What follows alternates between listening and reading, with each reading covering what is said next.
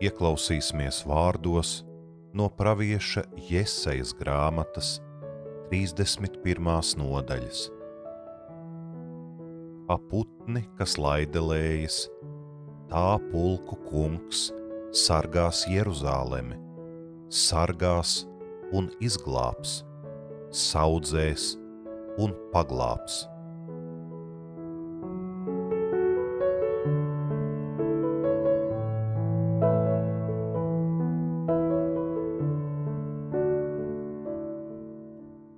Debes Tēvs, mēs pateicamies par jauno dienu, par vēl vienu šodienu.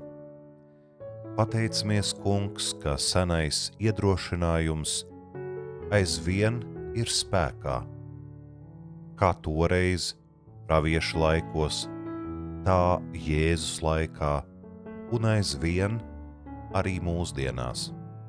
Senais cilvēks bija novērojis, ka putns zem saviem spārniem glabā savus mazuļus. Putnu bars ir spējīgs savā drosmē un neatlaidībā aizdzīt arī plēsēju. Un senajam autoram bija skaidrs, tādā pašā veidā, kā putni var radīt drošību un patvērumu, kā putni ar saviem spārniem spēja radīt ēnu un pasargāt no saules karstuma, tāpat arī tu, Kungs, esi gatavs uzlūkot savu izredzēto tautu, aizvien izplest savu roku pār saviem ļaudīm, lai tos sargātu, lai tos saudzētu, lai tos izglābtu, kad tas ir nepieciešams. Mēs pateicamies, Kungs, ka tava labvēlība aizvien šajā pasaulē ir liela. Tā nekad nav mazinājusies. Tev aizvien ir bijis uz šo pasauli labs prāts, tikai mēs paši to laiku pa laikam aizmirstam, un mums tam ir nepieciešams atgādinājums. Un mēs, Kungs, pateicamies, ka tu to dari, ka cauri gadsimtiem un tūkstošiem tu neatlaidīgi mums apliecini savu labo gribu, par spīti visam, kas notiek, par spīti mūsu neprātam. Jā, pasargāšana no ļauna, pasargāšana no ienaidniekiem jau ir nepieciešama tikai tādēļ, ka ļaunums laiku pa laikam aktivizējas, ka laiku pa laikam parādās ienaidnieki, un ne tikai ārēji ienaidnieki. Dažkārt ienaidnieks ir cilvēks pats sev, sava grēka, savu aplamību, savu iedomu, sava neprāta dēļ. Jā, debes Tēvs, grūtu laiku netrūkst arī mūsdienās. Aizvien ir cilvēki, kuriem ir jābaidās par savu veselību un dzīvību, kuriem ir jāuztraucās ne tikai par savu, bet arī par savu bērnu nākotni. Aizvien ir cilvēki, kuri plāno ļaunprātības, nelietības, slepkavības, nogalināšanas, citu cilvēku izmantošanu, salaušanu, izpostīšanu. Diemžēl tāda šī pasaule vienmēr ir bijusi. Laiku pa laikam, tajā kādam ienāk prātā citam nodarīt pāri. No vienas puses, tā ir mūsu pašu atbildība par savu dzīvi rūpēties, par sevi gādāt, sevi aizstāvēt.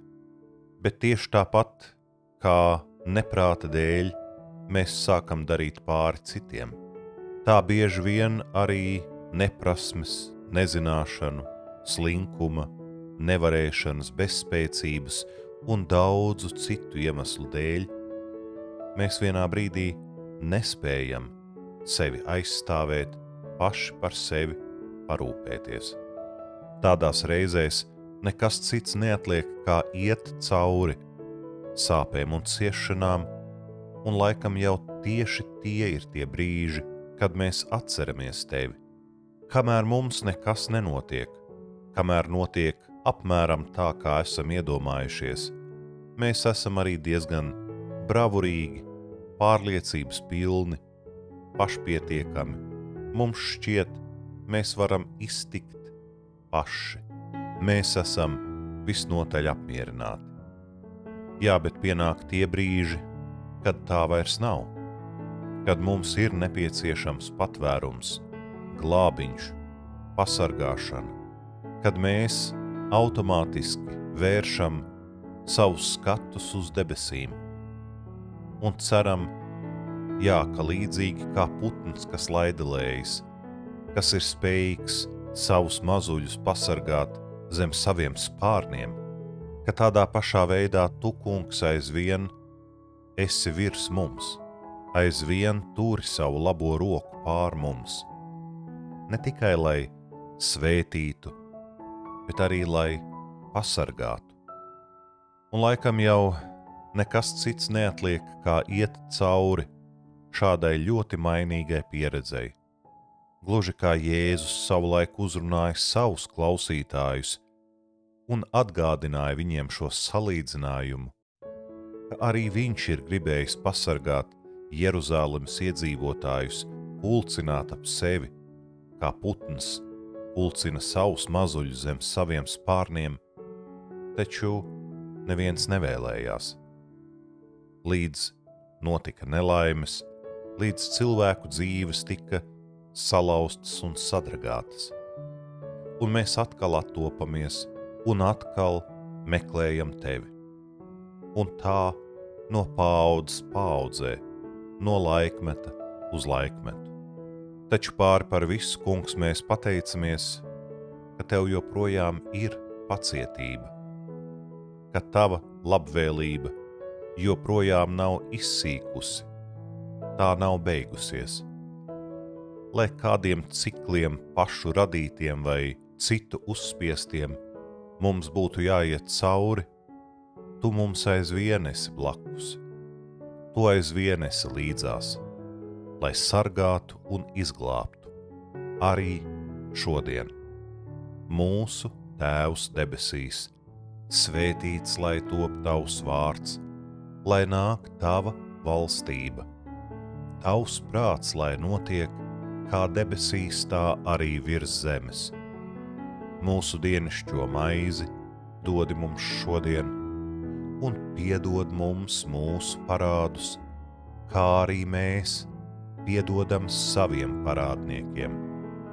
Un neieved mūsu kārdināšanā, bet atpestī mūs no ļauna, jo tev pieder valstība, spēks un gods mūžīgi mūžos. Āmen.